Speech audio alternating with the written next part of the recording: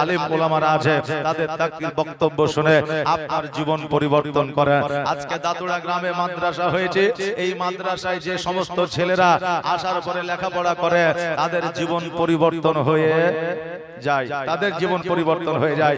ছেলে আপনার কি বলে আপনার বদমাইশ, ছেলে আপনার চঞ্চল, ছেলে বাড়িতে কথা শোনে না, কিন্তু মাদ্রাসায় ভর্তি করার পরে 2 বছর 3 বছর পার হয়ে গেলে ওই ছেলেটার চরিত্র, ওই ছেলেটার পরিবেশ, ওই ছেলেটার কথাবার্তা, ওই ছেলেটার পড়াশোনা, ওই ছেলেটার চলাফেরা আপনার পরিপূর্ণভাবে আলাদা হয়ে যায়।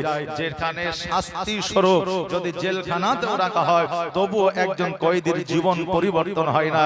কিন্তু মাদ্রাসা এমন একটা জায়গা যে এখানে যতই খারাপ সন্তান হোক না কেন মাদ্রাসায় দিয়ে যদি 3 থেকে 4 বছর সময় নিয়ে কষ্ট করে যদি আপনি গাইড করতে পারেন, তবে ওই ছেলের জীবনে পরিবর্তন আসবেই আসবে। জোরে বলেন সুবহানাল্লাহ।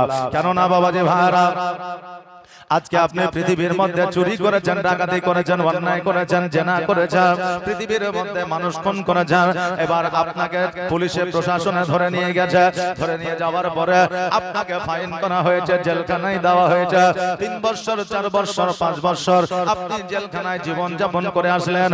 আর জীবন যাপন করে আসার পরে আপনার জীবন আগে যেমন ছিল বর্তমানেও তেমনই আছে, ভবিষ্যতে বাবা তেমনই হয়। পৃথিবীর মধ্যে যত জেলখানায় আপনার কয়েদি মানুষ ছিল আমি আপনি দেখেছি তাদের জীবন বাবা পরিবর্তন হয় নাই, শুধু সাজা কেটে বাড়িতে এসেছে, তার চাইতে বড় গুনাহ আরো করে দিয়েছে। কিন্তু আপনার 5 বছর 6 বছর 12 বছর 14 বছর 15 বছর 20 বছরের সন্তানকে আপনি যখন মাদ্রাসায় ভর্তি করে দেবেন, ওই মাদ্রাসায় যদি 3 থেকে 4 বছর অতিবাহিত জীবন যাপন করতে পারে তার জীবন পরিবর্তন হয়ে যায়। কারণ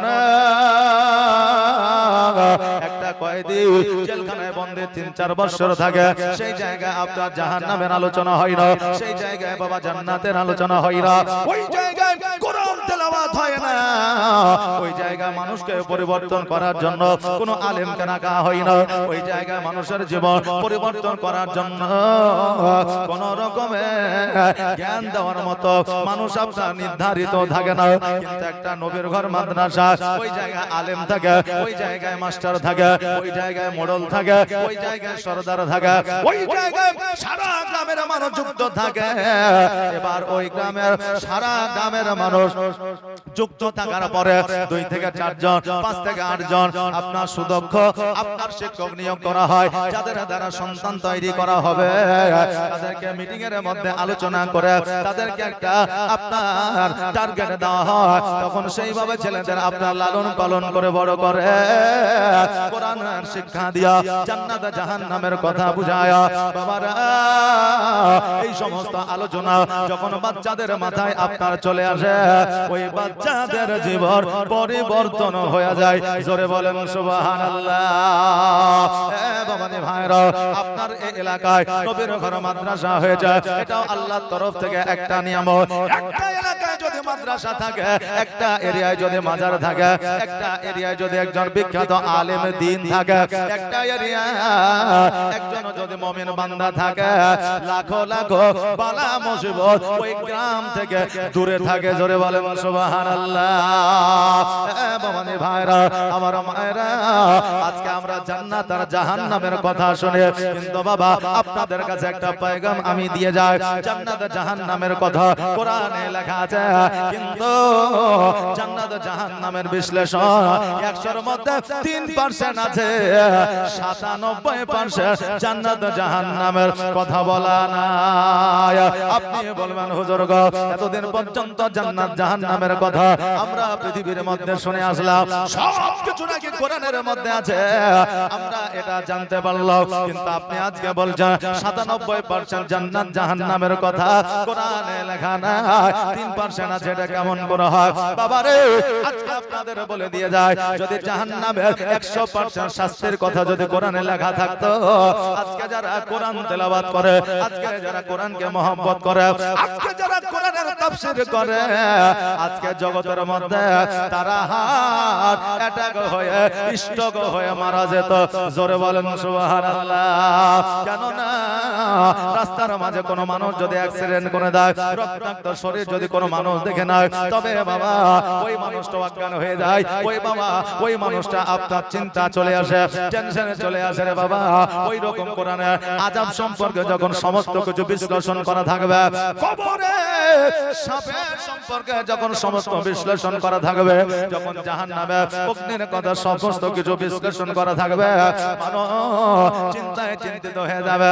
কেননা রে বাবা হযরত ওমর ফারুক রাদিয়াল্লাহু তাআলা আনহুকে আমার নবী মুস্তাফা সাল্লাল্লাহু তাআলা আলাইহি ওয়াসাল্লাম আপনার কিছু সংখ্যক জাহান্নামের অগ্নি সম্পর্কে বলেছিলেন, জাহান্নামের শাস্তি সম্পর্কে বলেছিলেন।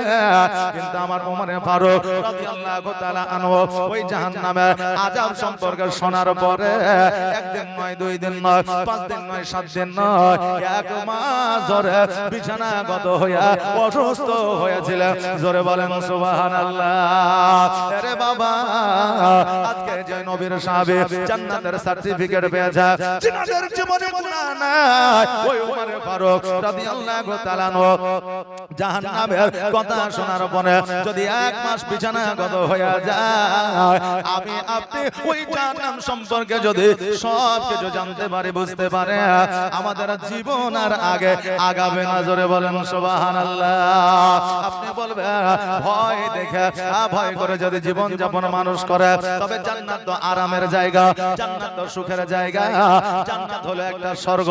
বাংলায় জান্নাতকে স্বর্গ বলা হয়, ফারসিতে বেহেশত বলা হয়, আর আরবিতে জান্নাত বলা হয়। জান্নাতের শব্দের অর্থ হইল বাগানকে বোঝানো হয়, তবে সব বাগানকে জান্নাত বলা যাবে না। জোরে বলেন সুবহানাল্লাহ।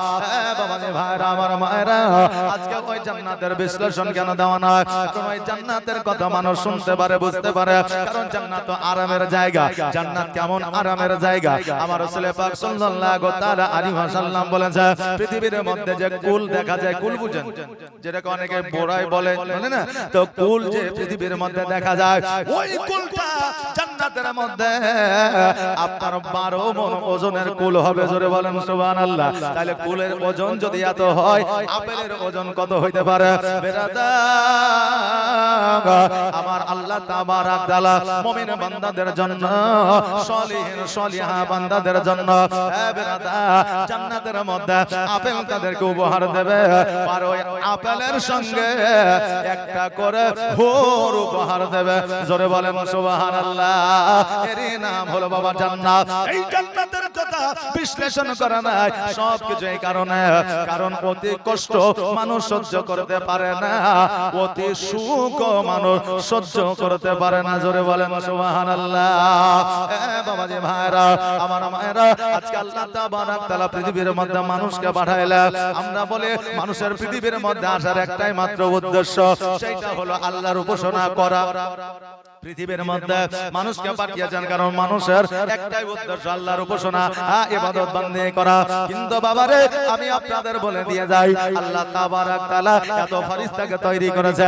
আল্লাহ যদি ফেরেশতাদের হুকুম করত আমার উপাসনা ইবাদত বন্দেগি করো, আল্লাহর উপাসনা বন্দেগি কোনো অভাব অনটন আপনার অলসতা আপনার থাকতো না। আল্লাহ তাবারাক তাআলা পৃথিবীর মধ্যে পশু পাখি গাছপালা নদী নালা তৈরি করেছে, ইনারা সর্বদা সর্বক্ষণ আমার আল্লাহ জিকির আজগার করে। বাবারে একটা গাছ যতদিন পর্যন্ত আল্লাহর জিকির আজগার করে, ততদিন পর্যন্ত পৃথিবীর মধ্যে একটা গাছ আপনার জিন্দা থাকে। একটা পাখি যতদিন পর্যন্ত পৃথিবীর মধ্যে আল্লাহর জিকির আজগার করে, ততদিন পর্যন্ত একটা পাখি জিন্দা থাকে। পৃথিবীর মধ্যে একটা পশু যতদিন পর্যন্ত আল্লাহর জিকির আজগার করে, ততদিন পর্যন্ত ওই পশুটা বেঁচে থাকে। কিন্তু বাবা এই মানুষের ক্ষেত্রে বাবা আলাদা করা হয়ে যায়। পৃথিবীর মধ্যে মানুষ আল্লাহ জিকির আজগার করুক আর না করুক, তবু আল্লাহ তাকে রুজি দেয়, তবু আল্লাহ তাকে বাঁচিয়ে রাখে। কিন্তু পশু পাখির ক্ষেত্রে আল্লাহর জিকির যতদিন আছে তারা ততদিন বেঁচে আছে। বেরাদার আজকে আপনাদের বলে দিয়ে যায়, তারা জিকির আজগার ছেড়ে দিলে মারা কেন যায়? কারণ তাদের জন্য ওটাই শাস্তি। কেননা একজন গরু ছাগলের জন্য, গাছপালার জন্য, নদী নালার জন্য, সমুদ্রের জন্য জান্নাত জাহান্নাম নাই, যেটা মানুষের জন্য জান্নাত জাহান্নাম বরাদ্দ করা আছে। জোরে বলেন সুবহানাল্লাহ। বাবাজি ভাইরা আমার আল্লাহ আল্লাহ তাবারাক তাআলা মানুষকে পৃথিবীর মধ্যে পাঠিয়েছে একটা মাত্র উদ্দেশ্য, সেটা হলো নবীকে মহব্বত করার কারণে। জোরে বলেন সুবহানাল্লাহ।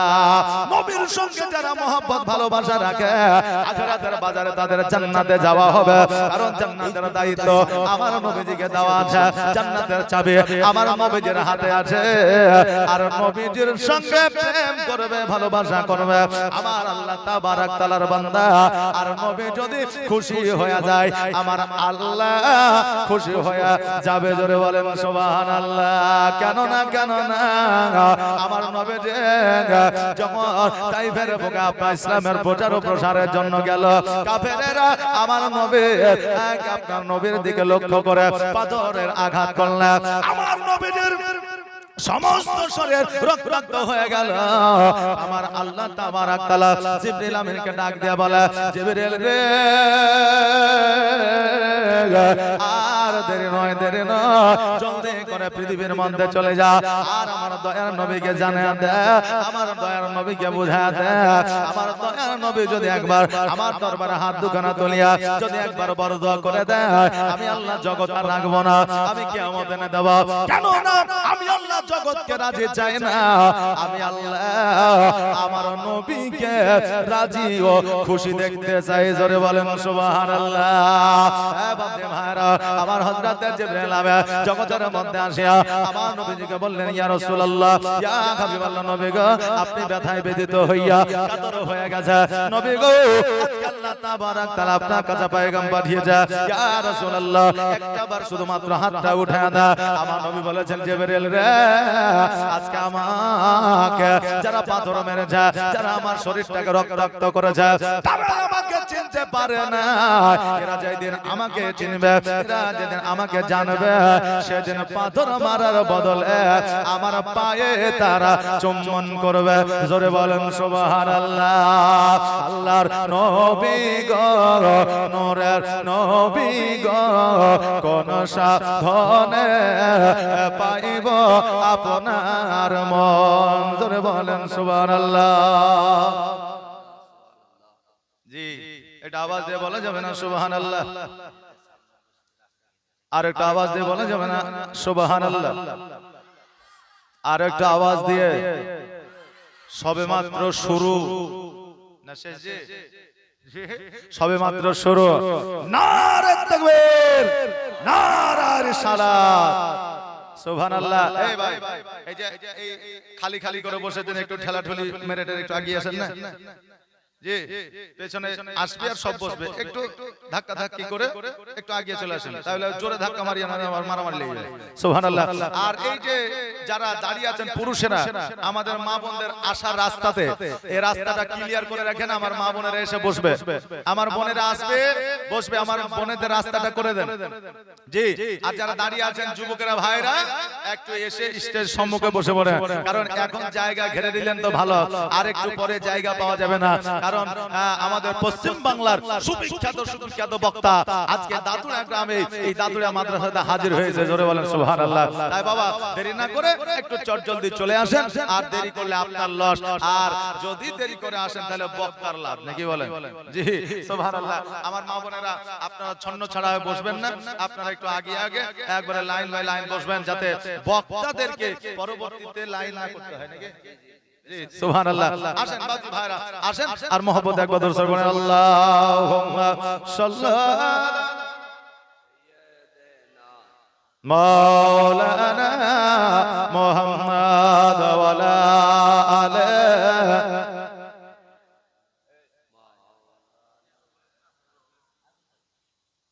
সাল্লাল্লাহু আলা মুহাম্মাদিন মোহাম্মদ হরদম জবা পাক নামে মোহাম্মদ হরদম জবা শফিয়ানা মুহাম্মদ সাল্লাল্লাহু তাআলা আলাইহি ওয়াসাল্লাম।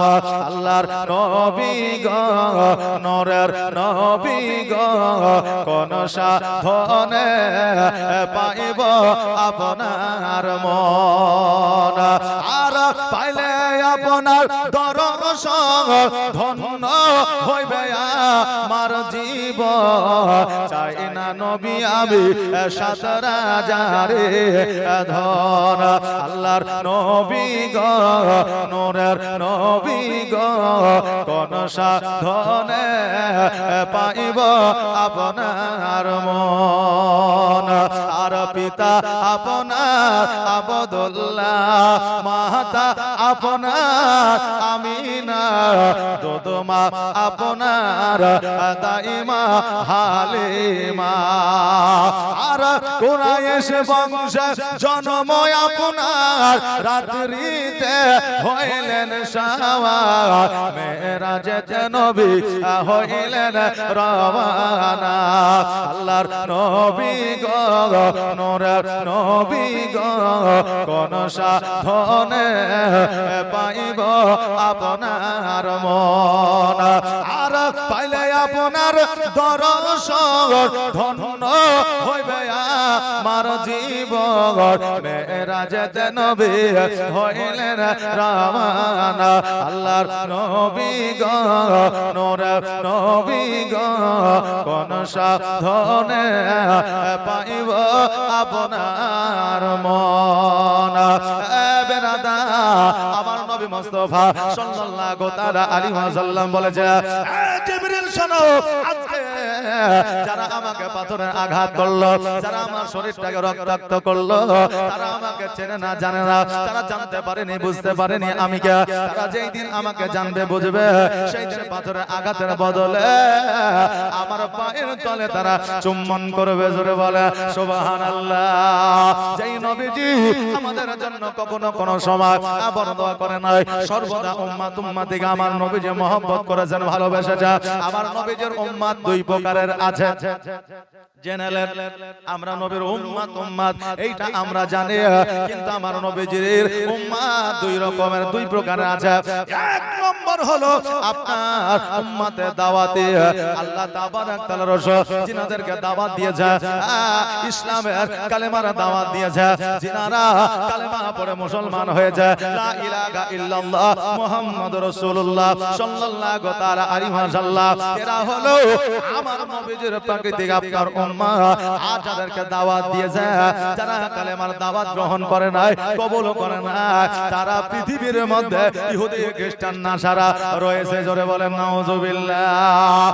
ওই নবীজি পৃথিবীর মধ্যে উম্মাত উম্মাতিকে এত ভালোবেসেছে এখনো পর্যন্ত সোনার মদিনায় আমার নবী উম্মাত উম্মাতির জন্য কাঁদে কিয়ামত পর্যন্ত কাঁদবে কেননা পৃথিবীর মধ্যে 63 বছর আমার নবীজি জীবন যাপন করেছে জিন্দেগিতে আমার নবীজি টাকার জন্য কাঁদে নাই পয়সার জন্য কাঁদে না সোনা দানা মণি মুক্তার জন্য কাঁদে নাই আব্বার জন্য কাঁদে না বোনের জন্য কাঁদে না ভাইয়ের জন্য কাঁদে না বংশের জন্য কাঁদে না মায়ের জন্য কাঁদে না আমার নবী 63 বছর জীবন যাপন করে আমার নবী যদি কাঁদেন এই গুনাহগার উম্মাত উম্মাতির জন্য কেঁদেছেন জোরে বলেন সুবহানাল্লাহ আমার নবী মুস্তাফা সাল্লাল্লাহু তাআলা আলাইহি ওয়াসাল্লাম খেজুর গাছের বাগানে আমার নবী যে সিজদায় রত হইয়া ইয়া হাবলি উম্মতি উম্মতি বলে কান্দা আমার নবীজির 14 সাহাবীগণ ছিলেন আমার নবীজি খুঁজে বেড়ায় কিন্তু নবীজিকে খুঁজে পাওয়া যায় না আবু হুরায়রা রাদিয়াল্লাহু তাআলা আনহু আমার নবীজিকে খুঁজতে বার হয়ে যায় না আবু হুরায়রা বলে আল্লাহ গো আমার নবীজির শরীর থেকে যে মিসকে আম্বারের খুশবু বের হয় ওই মিসকে আম্বারের খুশবুর সঙ্গে আমি বুঝে নিতে পেরে জেনে নিতে পারি আমার নবী কোন জায়গায় আছে আমার হযরত আবু হুরায়রা রাদিয়াল্লাহু তাআলা নবীজিকে খোঁজার জন্য বার হয়ে গেছে হঠাৎ করে আবু হুরায়রা রাদিয়াল্লাহু তাআলা আনহু সাহাবীদেরকে বলেন আমার নবীজির সাহাবীরা আমার নবীজি এই বাগানের মধ্যে আছে এটা আমি বুঝতে পারছি বলে কেমন করে বলে আমার নবীর শরীর থেকে যে সুগন্ধটা বের হয় আমি বাতাসের দ্বারা আমার নবীর শরীরে সুগন্ধটা আমি যেন শুকতে পাই জোরে বলেন সুবহানাল্লাহ আবু হুরায়রা রাদিয়াল্লাহু তাআলা আনহু কোটি কোটি পায়ে সাহাবীদেরকে সঙ্গে করে নিয়ে ওই আপনার খেজুর গাছের বাগানে যখন পৌঁছে গেলেন দেখতেছেন যেন আমার নবীজি ওই মরুভূমিতে খেজুরের বাগানে সিজদায় রত হইয়া ইয়া হাবলি উম্মতি উম্মতি বলিয়া কেঁদে কেঁদে ওই জমিনটাকে ওই মরুভূমিটাকে নবী আমার চোখের পানি দিয়ে যেন ভিজায়া দিয়েছে। জোরে বলেন সুবহানাল্লাহ। বাবাজি ভাইরা আমার নবী যে উম্মত উম্মতিকে এত ভালোবেসেছে, উম্মত উম্মতির জন্য সারা জিন্দেগি কেঁদেছে, এখনো সরার মধ্যে নাই কাঁদছে, কিয়ামত পর্যন্ত কাঁদবে যতক্ষণ পর্যন্ত আমার নবীর উম্মত উম্মতিকে জান্নাতে না নিয়ে যাবে। আমার নবী আমাদের এত ভালোবাসলো, আমরা নবীজিকে ভালোবাসা দিতে পারলাম না। কবি বলে নবীর উম্মত উম্মতি আজকে তোমরা যে জগতের মায়ায় পড়ে আছো, আজকে জগতের মহব্বতে তোমরা পড়ে আছো, বিবির মহব্বতে পড়ে আছো, সন্তানের মহব্বতে পড়ে আছো, ভাইয়ের মহব্বতে পড়ে আছো, বন্ধুর মহব্বতে পড়ে আছো।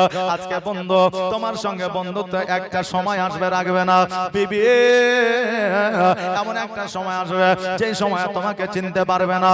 ভাই জগতের মধ্যে এক কাঠা জমির জন্য যুদ্ধ ঘোষণা তোমার সঙ্গে করবে। পৃথিবীর মধ্যে বোনকে ভালোবাসবে, বোনকে সঠিকভাবে ভাগ বুঝায় দিতে না পারলে ওই তোমার বাড়িতে আর আসবে না। পৃথিবীর মায়া পৃথিবীর ভালোবাসা একদিন না একদিন তোমার চোখে দিয়ে পানি ঝরাবে, একদিন না একদিন তোমার বুকে ছোরা মারবে, একদিন না একদিন তুমি কষ্ট পেয়ে যাবে। পৃথিবীর ভালোবাসা এই রকম মূল্য দেয় রে বাবা।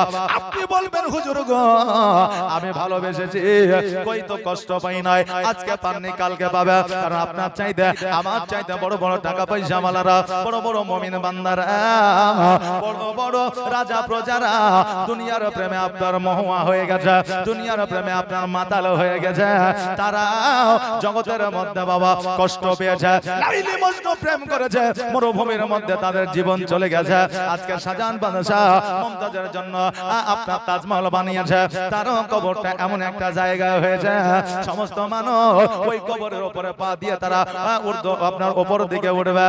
শ্রী ফরহাদ আছে, এই রকম ইতিহাস আমরা লক্ষ্য করে দেখলে জগতে প্রেম যারা করেছে কষ্ট তারা পেয়েছে।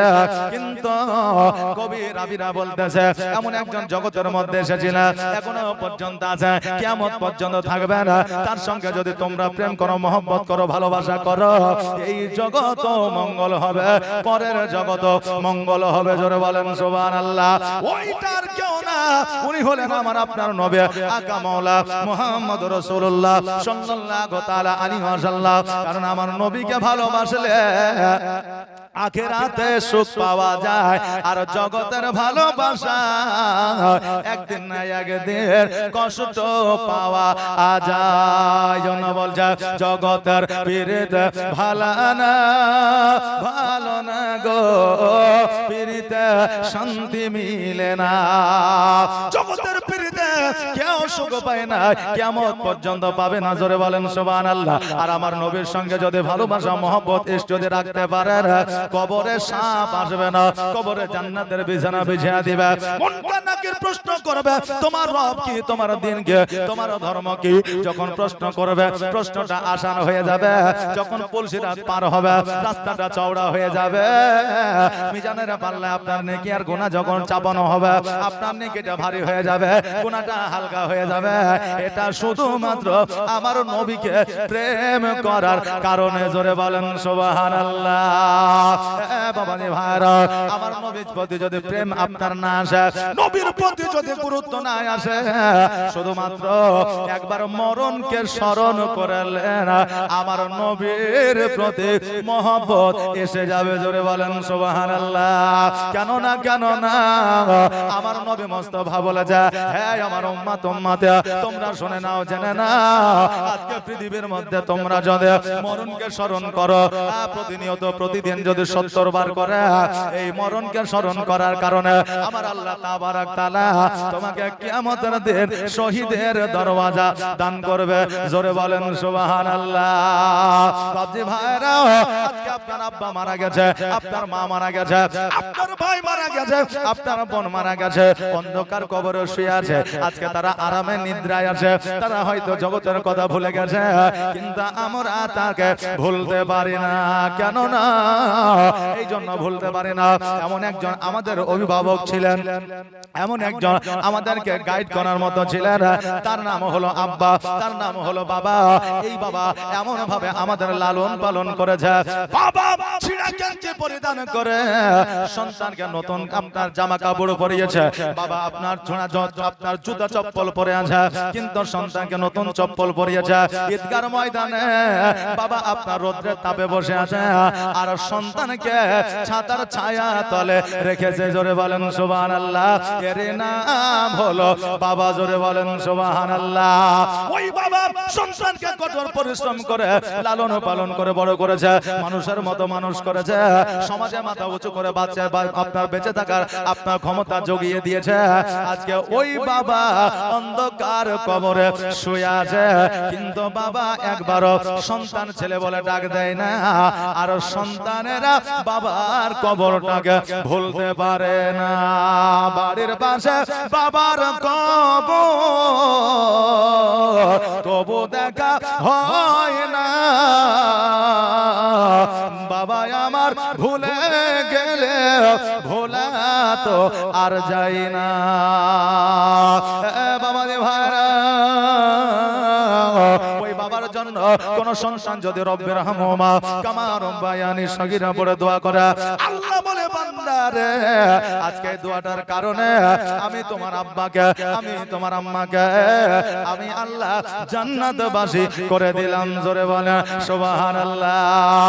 বাপজি ভাইরা, আমার মায়েরা, এই জন্য মরণকে স্মরণ করবে, আপনার দ্বারা কাবিরা গুনাহ হবে না। মরণকে স্মরণ করবে, আপনার দ্বারা সাগীরা গুনাহ হবে না। মরণকে স্মরণ করবে, আপনার দ্বারা জেনা হবে না। মরণকে স্মরণ করবে, আপনার দ্বারা সুদ খাওয়া হবে না। মরণকে স্মরণ করবে না, আপনার দ্বারা অন্যায় কখনো হবে না। বাবা আজকে জগতের মধ্যে আমাদের যেমন মায়া আছে রে বাবা, হযরতে আজরাইল আলাইহিস সালাম যে জান কবজ করে, ওই আজরাইলের বাবা রহম আছে। জোরে বলে সুবহানাল্লাহ। জিবরিল আমিন বলতেছে, আজরাইল শোনো। বলে কি বলো? বলে আজকে তুমি যে জান কবজ করো, মায়ের কোল থেকে সন্তানকে ছিনিয়ে নিয়ে আসো, ছোট সন্তানের কাছ থেকে মাকে ছিনিয়ে নিয়ে আসো, আজকে ভাইয়ের কাছ থেকে বোনকে ছিনিয়ে নিয়ে আসো, সন্তানকে ইতিম করে বাবাকে ছিনিয়ে নিয়ে আসো। আজকে বলো রে, তোমার কি একটু দয়া মায়া হয় না? একবার আওয়াজ দিয়ে বলা যাবে না সুবহানাল্লাহ? বাবা হযরত আজরাইল আলাইহিস সালাম বলে, জিবরিল শোনো, আমারও দয়া হয় মায়া হয়। একটা সময় আমি জান কবজ করতে গিয়ে একজনকে ছেড়ে দিয়েছিলাম, আজকে এমন একটা পরিস্থিতি তৈরি হয়ে গেছে, এই জন্য আল্লাহ যখন হুকুম করে দেয় আমার মায়া হইলেও দয়া হইলেও তাকে ছাড় দিয়ে আসি না, তার জান আমি কবজ করে নিয়ে আসি। জোরে বলেন সুবহানাল্লাহ।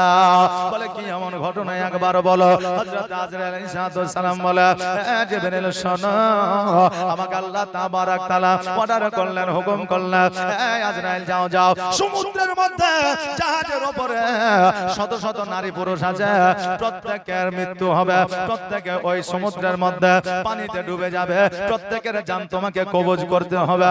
আমি আজরাইল ওই সমুদ্রে জাহাজের মধ্যে হাজির হয়ে গেলাম, সমুদ্রের মধ্যে নৌকাটা ডুবে গেল, জাহাজটা ডুবে গেল, সবার প্রাণ আমি নিলাম, কিন্তু একটা শৈশব শিশু সদ্য মায়ের গর্ভ থেকে প্রসব করিল, আমার প্রাণে বড় মায়া হয়ে গেল।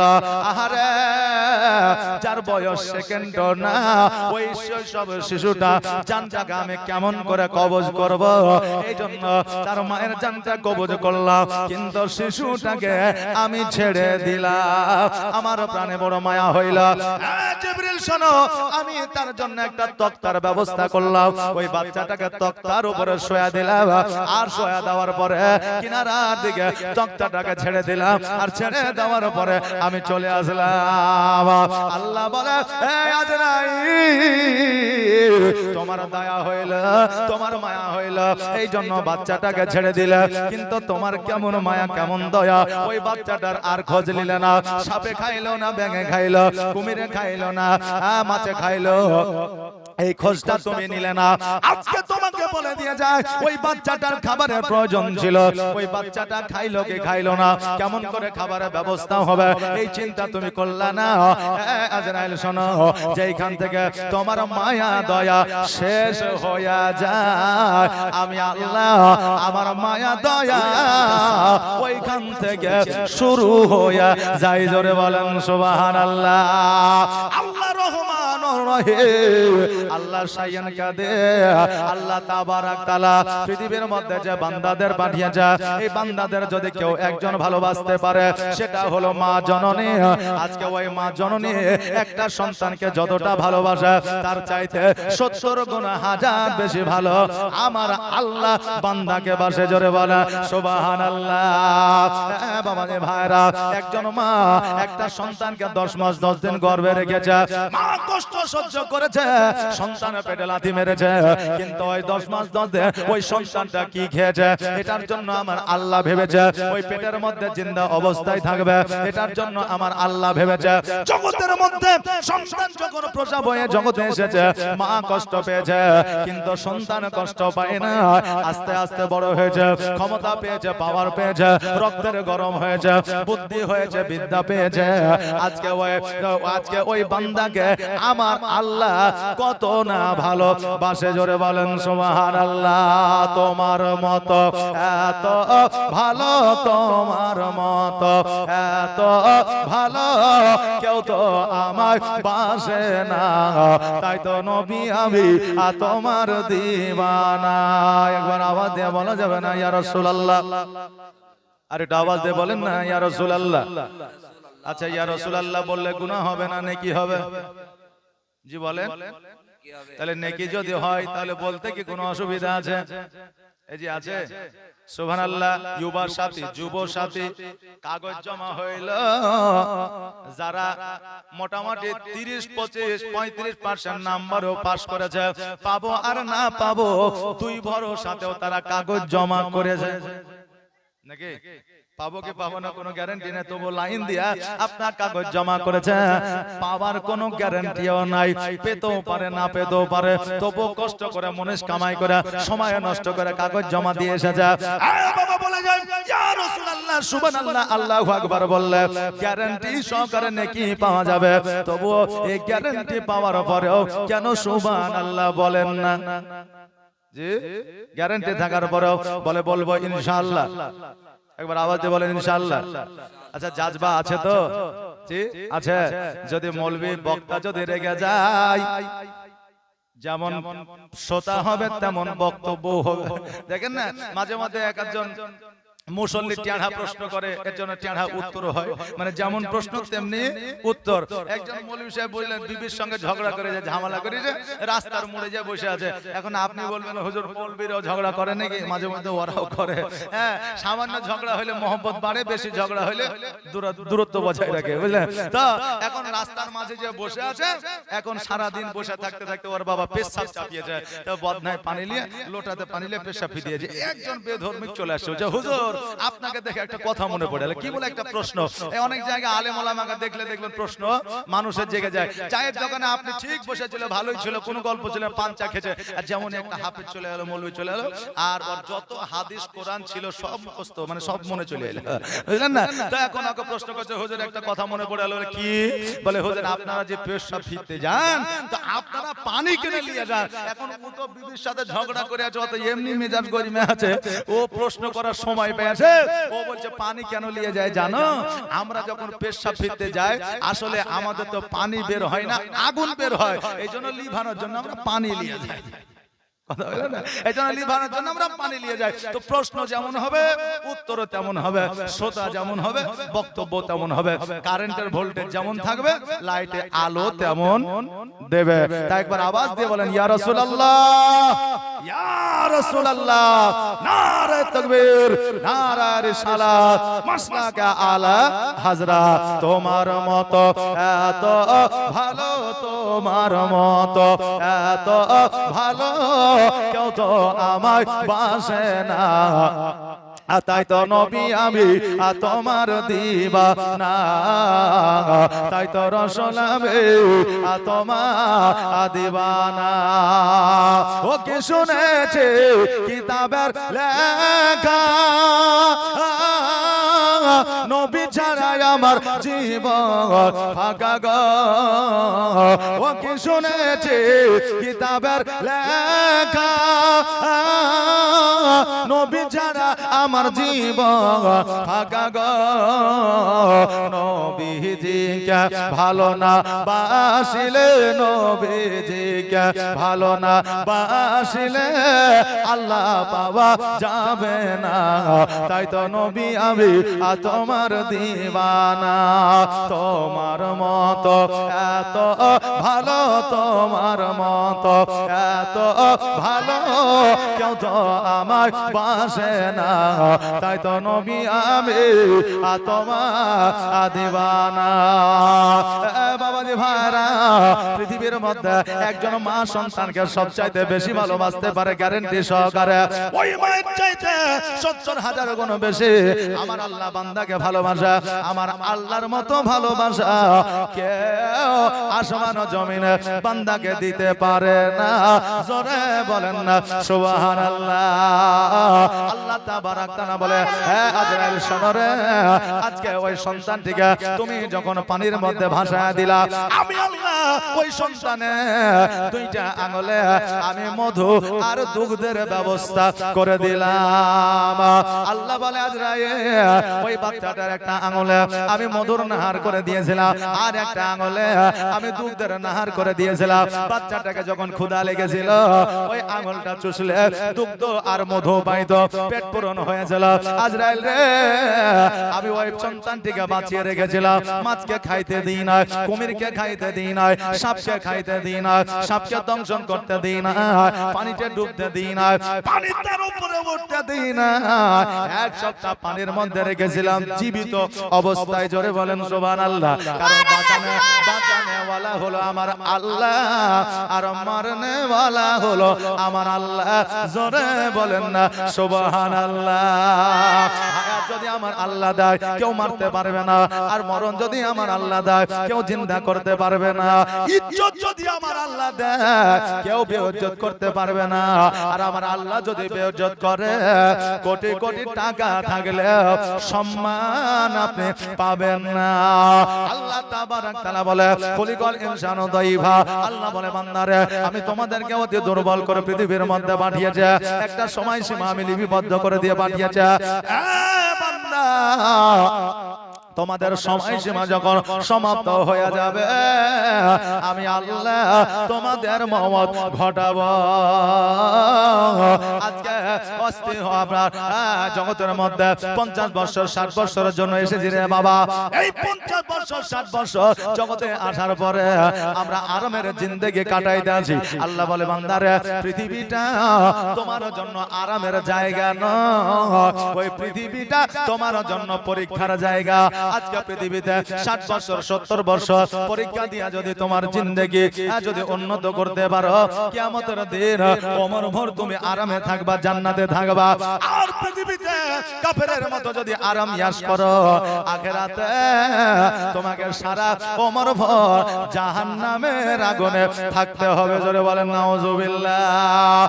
বাপরে ভাইরা, যেটা আমি বলতেছিলাম, আল্লাহ তাবারাক তাআলা বলে, আজরাইল আমি ওই বাচ্চাটাকে বাঁচিয়ে রেখেছিলাম সমুদ্রের মধ্যে 1 সপ্তাহ ধরে। তারপরে ওই বাচ্চাটাকে আমি কিনারায় লাগালাম, এমন একটা লোকের কোলে উঠে দিলাম। ওই লোকটা জগতের সাধারণ লোক ছিল না, জগতের মধ্যে রাজা ছিল, টাকা পয়সা वाला ছিল, বাদশা ছিল। আমি আল্লাহ আমার মহিমা বোঝা বড় দায়। যে ছেলেটার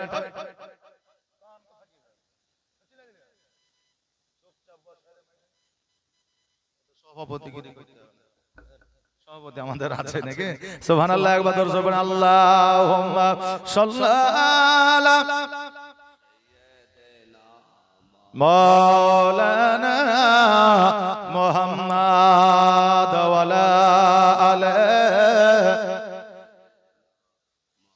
মাওলানা মুহাম্মদ সাল্লাল্লাহু তাআলা আলাইহি ওয়াসাল্লাম। হ্যাঁ বাবাজি ভাইরা আমার মায়েরা, আল্লাহ বলে আজরাইল রে, যেই ছেলেটা আব্বা ছিল না, মা ছিল না, বংশ ছিল না, ভাই ছিল না, বোন ছিল না, জগতে কেউ ছিল না, ওই ছেলেটাকে এমন একটা পরিবারে দিলাম, যেই পরিবারটা রাজার পরিবার ছিল, যেই পরিবারটা বাদশার পরিবার ছিল, যেই পরিবারে টাকা পয়সার অভাব ছিল না, ওই পরিবারে আমি তাকে দিলাম। আজকে ওই ছোট্ট সন্তানটা আস্তে আস্তে বড় হলো, যুবক হলো, যুবক হওয়ার পরে আজকে রাজত্ব পাইল। একটা রাজ্য নয়, একটা দেশ নয়, সারা পৃথিবী এখন সেই যুবক শাসন করে।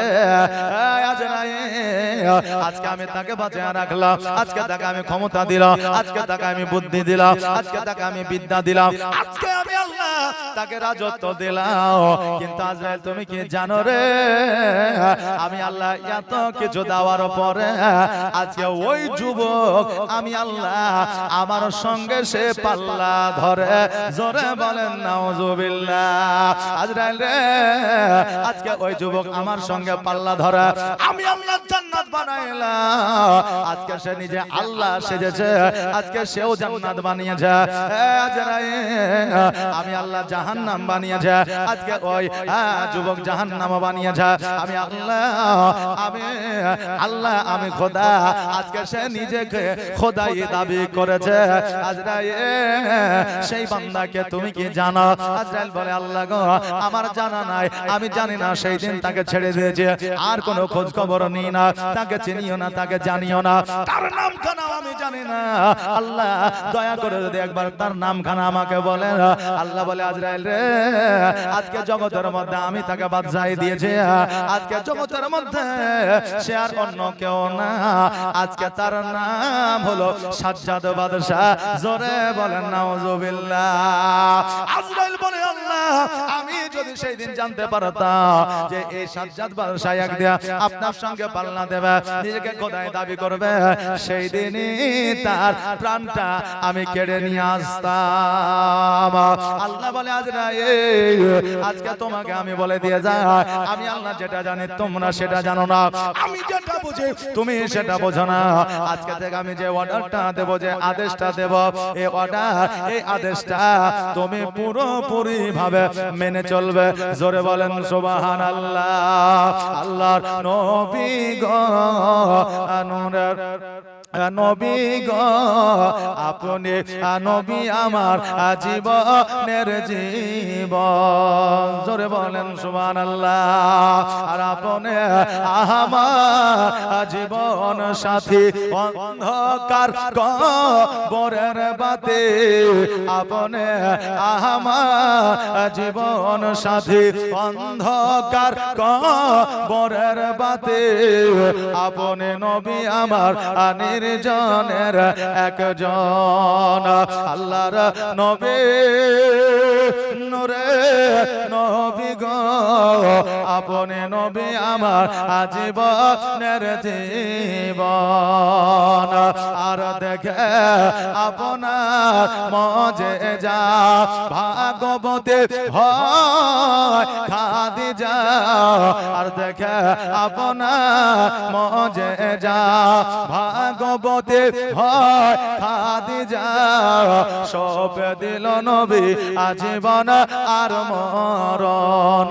আল্লাহর নবী, নূরের নবী গো, আপনি নবী আমার আজীবনের জীবন, আপনি আমার জীবন সাথী, অন্ধকার কবরের বাতি, আপনি নবী আমার নির্জনের একজন।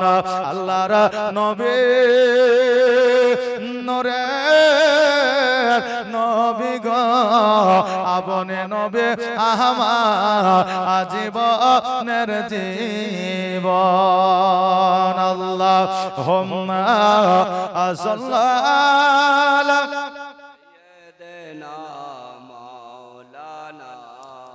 মোহাম্মদ ওয়ালা আলে সাইয়্যিদিনা মাওলানা মুহাম্মদ সাল্লাল্লাহু তাআলা আলাইহি ওয়াসাল্লাম।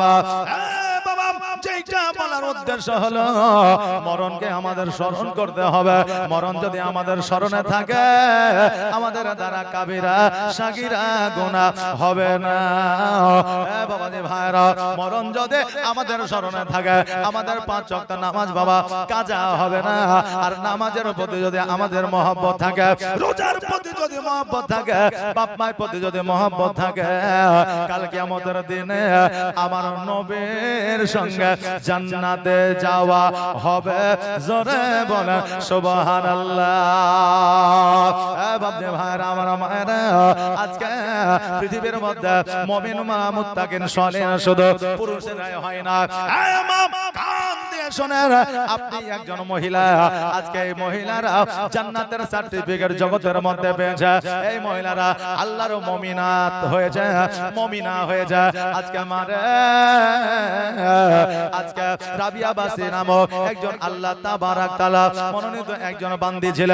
ওই রাবিয়া বাসী জিন্দেগিতে জীবনে এত উপাসনা আমার আল্লাহ তাবারাক তাআলার করেছিলেন যে পৃথিবীর মধ্যে যেই মুনিবের যেই মালিকের কাজকর্ম করেছে ওই মনে ওই মালিক আপনার তার সমস্ত কাজকে বাবা মাফ করে দিয়েছে। রাবিয়া বাসী সারাদিন কাজকর্ম করতে, আর সারাদিন কাজকর্ম করার পরে রাত্রি বেলায় ঘরের মধ্যে একটা ছোট্ট লম্প জ্বালিয়ে আপনার টিপ টিপ করে লাইট জ্বলতো। আর সারা রাত রাবিয়া বাসী ঘরের মধ্যে আল্লাহর উপাসনা করতো। জোরে বলেন সুবহানাল্লাহ। আজকে আপনাদের ক্ষেত্রে বলে দিয়ে যাই, আজকে শুধু লিপস্টিক লাগানোটা মেয়েদের ঐতিহ্য নয়, আজকে মেকআপ করাটা মায়েদের ঐতিহ্য নয়, মেলায় ঘোরা এটা মায়েদের ঐতিহ্য নয়। আজকে ইসলামের শরীয়তে মায়েদের ঐতিহ্য আপনাদের বলে দিয়ে যায়। 1 নম্বর হলো পর্দা করা, 2 নম্বর হলো স্বামীদের সেবা করা, 3 নম্বর সন্তানদের সুশিক্ষায় শিক্ষিত করা, পরিবারের মধ্যে একটা সুসম্পর্ক রাখা, নামাজ পড়া, রোজা করা, নিজের চরিত্রকে আপনার সঠিক করে সঠিক জায়গায় রাখা, এটা হলো নারীদের বাবা সৌন্দর্য। জোরে বলেন সুবহানাল্লাহ।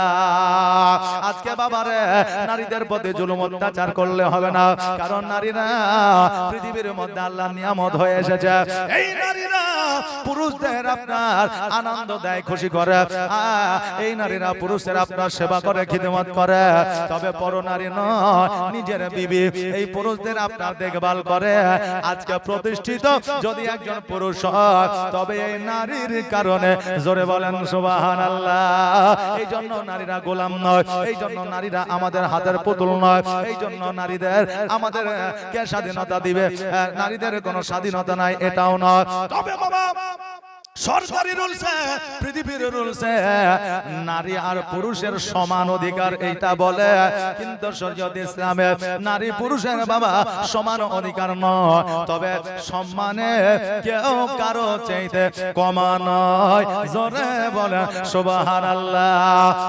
মা জননীরা, আপনি একজন নারী, আর রাবিয়া বাসী একজন নারী ছিলেন। একবার দেখা রাবিয়া বাসী রাত্রিবেলা ছোট্ট একটা লম্ব আল্লাহর উপাসনা ইবাদত করে। তার মনিব তার মালিক যখন দেখে প্রতিদিন প্রতি রাতে তার ঘরে আলো জ্বলে, তার মনিব চিন্তা করে, হায় রে, আজকে আমার একজন গোলাম যার চরিত্র ভালো, যার ব্যবহার ভালো, তার স্বামী নাই, তার বাড়িতে সন্তান নাই, তবে রাত্রি বেলায় তার ঘরের মধ্যে কেন আলো জ্বলে? নিশ্চয় পর পুরুষের সঙ্গে সম্পর্ক রেখেছে, এইটা মালিক সন্দেহ করে। মানুষের প্রতি সন্দেহ করা এটা কিন্তু জায়েজ নয়। বিবি স্বামীর প্রতি সন্দেহ করবে না, স্বামী বিবিকে সন্দেহ করবে না, কারণ সন্দেহ যদি করে মহব্বত কমে যাবে, আর মহব্বত যদি কমে যায় ওই স্বামী আর স্ত্রীর সংসার বাবা হইতে পারে না। এই জন্য সন্দেহ করাটা সবচাইতে বড় একটা অন্যায়। যতক্ষণ পর্যন্ত তাকে আপনার সম্মুখে না দেখা হবে, তবে স্বামী কোনদিন বিবিকে আপনার ব্যক্তিগত স্বাধীনতা দেবে না, আর বিবি কোনদিন স্বামীকে ব্যক্তিগত স্বাধীনতা দেবে না। এটাই হলো শরীয়তের শিক্ষা। জোরে বলেন সুবহানাল্লাহ। বাপজি ভাইরা, এবার রাবিয়া বাসরে ঘরের মধ্যে উপাসনা করেছে। এবার মুনিব মালিক গোটে গোটে ভাইয়া রাবিয়া বাসে দরওয়াজার সম্মুখে এসে দাঁড়িয়েছে। এমন অবস্থায় যেন আওয়াজ ভেসে আসে, আল্লাহ গো, আমি সারা রাত জেগে জেগে তোমার ইবাদত বান্দিকে উপাসনা করে, আল্লাহ গো, দিনের বেলায় কাজকর্ম করে আহারের জন্য, রুজি রোজগারের জন্য, আল্লাহ আমি তোমার ইবাদত সারাক্ষণ সর্বক্ষণ করতে পারি না, তোমার সন্তুষ্টি আমি সারাক্ষণ সর্বদা আমি করতে পারি না আল্লাহ। এই জন্য দিনের বেলা আমার মালিকের কাজকর্ম করে, আর রাত্রি বেলা তোমার ইবাদত করি। এই কথাটা মুনিব শুনতে পায়, মালিক শুনতে পায়। পরের দিন সকাল বেলা এবার রাবিয়া বাসরীকে বলতেছে, রাবিয়া বাসরী, আজকে আমার কাজকর্ম তোমাকে করতে হবে না। রাবিয়া বাসরী বলতেছে, ওগো আমার মালিক, ওগো আমার মুনিব, আজকে আমি যদি কাজকর্ম না করি আমি কি খাইবো, আমি কোথায় টাকা পয়সা পাবো? মুনিব বলে, রাবিয়া বাসরী শোনো, রাত্রি বেলায় তোমার দোয়া, তোমার প্রার্থনা আমি শুনেছি, অতএব শোনো রে, আজকে থেকে তুমি শুধুমাত্র আল্লাহর ইবাদত বান্দেগি উপাসনা করবে, আর আমি তোমার মনে তোমাকে মাসের মাস আমি বেতন পাঠায়া দেব, খাবার পাঠায়া দেব, পানি পাঠায়া দেব, খেজুর পাঠায়া দেব, যেটা প্রয়োজন সেটাই আমি পাঠায়া দেব, তুমি কোন রকমের চিন্তা করিও না। ওই রাবিয়া বাসরে আল্লাহর এত ইবাদত বান্দি করেছিলেন, ওই রাবিয়া বাসরে আল্লাহর মুমিনাত হয়ে গিয়েছিলেন। জোরে বলেন সুবহানাল্লাহ। বাপজি ভাইরা, ওই রাবিয়া বাসরে মদিনায় না গিয়া আপনার হজের সব তিনি নিজের বাড়িতেই পেয়েছিলেন। জোরে বলেন সুবহানাল্লাহ। আজকে মদিনায় গেলে শুধুমাত্র হজ হবে এটা বাবা কথা নয়, মনে অন্তরে মহব্বত রাখতে হবে, মায়ের খিদমত করতে হবে, মায়ের পায়ে চুম্বন করতে হবে। মা যদি সন্তানের প্রতি খুশি হয়ে যায়, আমার আল্লাহ তাবারাক তাআলা বলে, ওই সন্তানের নেকির খাতা আমি একটা করে মাকবুল হজের সব আমি লিপিবদ্ধ করে দিয়ে। জোরে বলেন সুবহানাল্লাহ।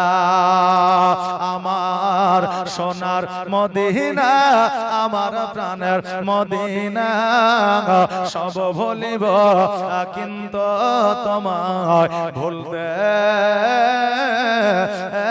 পারি না। আমার সোনার মদিনা, আমার প্রাণের মদিনা, আমার দয়ার মদিনা, আমার কলিজার মদিনা, যেই মদিনায় শুয়ে আছে হাবিবে রব্বানা, আমার জানের মদিনা, আমার প্রাণের মদিনা, আমার দয়ার মদিনা, আমার কলিজার মদিনা। কত হাজি হজ করিতে গেল গো মদিনাতে, তবু মদিনা দেখে, তবু মদিনা দেখে হাজিদের জান ভরে না। আমার সোনার মদিনা, আমার প্রাণের মদিনা, আমার দয়ার মদিনা, আমার কলিজার মদিনা যে মদিনায় শুয়ে আছে যে মদিনায় শুয়ে আছে হাবিবে রব্বানা আমার জানের মদিনা আমার প্রাণের মদিনা আমার দয়ার মদিনা আমার কলিজার মদিনা আল্লাহুম্মা সাল্লাল্লাহু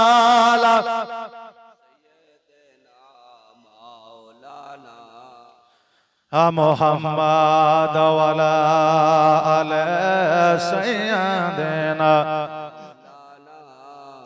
মুহাম্মাদ সাল্লাল্লাহু মুহাম্মাদিন সাল্লাল্লাহু আলা মুহাম্মাদ হরদম জবান সে নিকালো পাক নামে মুহাম্মাদ হরদম জবান সে নিকালো শফিয়ানা মুহাম্মাদ সাল্লাল্লাহু তাআলা আলাইহি ওয়াসাল্লাম। বাবাজি ভাইরা ওই রাবিয়া বর্ষে একজন মহিলা হইয়া কাফেলা লইয়া সকল মহিলাদেরকে বলল, মহিলারা শোনো রে, আজকে সোনার মদিনায় যাব, নবীর রওজা মুবারকে যাব, নবীর রওজা জিয়ারত করব, হজের উদ্দেশ্যে রওনা দিব। সবাই মিলে একত্রিত হইয়া কাফেলা লইয়া গাধার পৃষ্ঠে চেপে মদিনার দিকে রওনা হয়ে গেল। আহারে বাবা, এবার রাবিয়া বাসে কাফেলা লইয়া মরুভূমি দিয়া গাধার পৃষ্ঠে চাপিয়া আপনার সোনার মদিনার দিকে যখন রওনা হয়ে গেল, আমি মধ্য রাস্তায় যাইয়া এবার রাবিয়া বাসটি বলতেছে, এই আমার কাফেলার লোকেরা, এসো আমরা এই জায়গায় একটু আরাম করে নি, একটু বিশ্রাম করে নি। এবার সবাই মিলে বাবা একটু আরামের জন্য দাঁড়িয়ে যায়, বিশ্রাম করার জন্য দাঁড়িয়ে যায়। হঠাৎ করে চোখ বন্ধ করে যখন আরাম করতে আসে, যেন বাবা রাবিয়া বাসটি যেন ঘুম চলে এসেছে। এবার ঘুম থেকে ওঠার পরে আবার পুনরায় মদিনার দিকে রওনা হবে।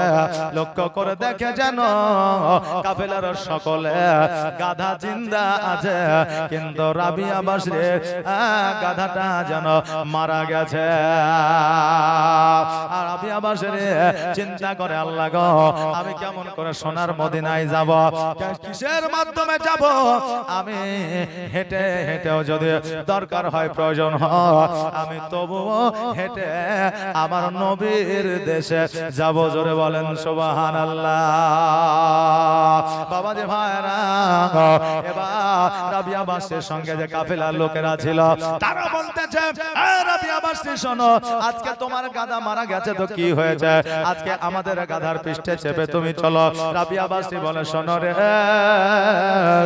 আজকে সবার গাধা জিন্দা থাকলো, আমার গাধাটা কেন মারা গেল? আল্লাহ চাই না আমি গাধার পৃষ্ঠে চেপে আমি সোনার মদিনায় যাই, আল্লাহ চাই যে ভাবে আমি সেইভাবে সোনার মদিনাতে যাব। বাবা যে ভাইরা, আমার রাবিয়া বাসরে সকল কাফেলার লোকে মদিনার দিকে পাঠিয়ে দিল।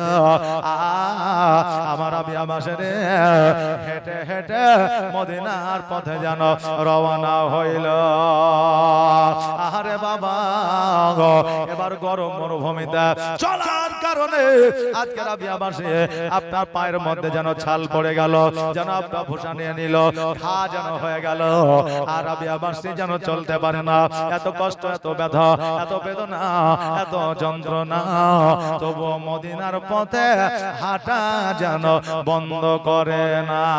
কেননা নবীর পথে যাওয়ার উদ্দেশ্যে যদি কেউ মারা যায়, আজকে ইসলামের জন্য যদি কেউ জীবন দিয়ে দেয়, মাদ্রাসায় পড়াশোনা করতে করতে যদি তার প্রাণ চলে যায়, তবে জগতের মধ্যে তারা আপনার সুনাম থেকে যায়, আর আখিরাতে শহীদের দরওয়াজা লাভ করে নেয়। জোরে বলেন সুবহানাল্লাহ।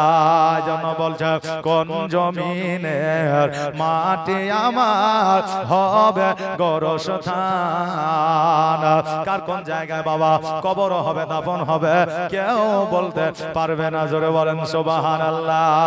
এই জন্য বলছে, কোন জমিনের মাটি আমার হবে গোরস্থান। কোন জমিনের মাটি আমার হবে গোরস্থান কাদের চোখের জলে আমি কাদের চোখের জলে আমি পাইব পরিত্রাণ কোন জমিনের মাটি আমার হবে গোরস্থান কোন জমিনের মাটি আমার হবে গোরস্থান কার কাঁধে চড়ে আমি কবর দেশে যাব জানি না কার মনা যাতে খোদার রহম পাব কার কাঁধে চড়ে আমি কবর দেশে যাব জানি না কার মনা যাতে খোদার রহম পাব কার কারণে করবে ক্ষমা কার কারণে করবে ক্ষমা আল্লাহ মেহেরবান কোন জমিনের মাটি আমার হবে গোরস্থান কোন জমিনের মাটি আমার হবে গোরস্থান কাদের চোখের জলে আমি পাইব পরিত্রাণ কোন জমিনের মাটি আমার হবে গোরস্থান।